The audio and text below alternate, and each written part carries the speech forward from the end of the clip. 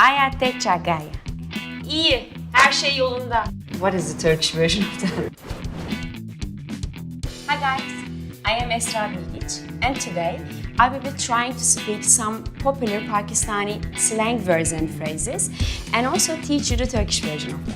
My first slang word is Genuine Baat. Genuine Baat. What does that mean? It means you said the right thing at the right moment. Doğru zamanda doğru yerde olmak. Boğatala. Boğatala is muazzam, harika, muhteşem.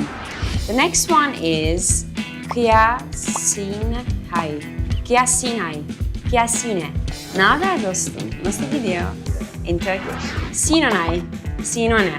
Sinonhe. It can be iyi gidiyor. İyi. Her şey yolunda. Jobatay. Jobate. Do that, that's true. Aynen öyle. Jobate. Jobate. Yes, the next one is Jugar. Jugar. Yalandan iş çevirdin. Öylesine bir şeyler yapmak istedin, yaptın yani. That means a lot. Okay, the next one is Ayate Chagaya. Ayate Chagaya. Ayate Chagaya. Ayate Chagaya. What does that mean? Geldim, gördüm, yendim. The next one is cheetah. Cheetah. What does that mean?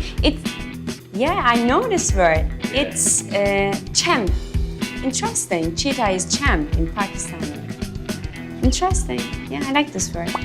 It's my number one word, cheetah. I want to say this word, dünyaya anlat, in Pakistan version of it. Dünya Kabadato. Really? The first time? Yes! I did it. Dünya Kabadato. Pakistan's number one network. Dünya Kabadato.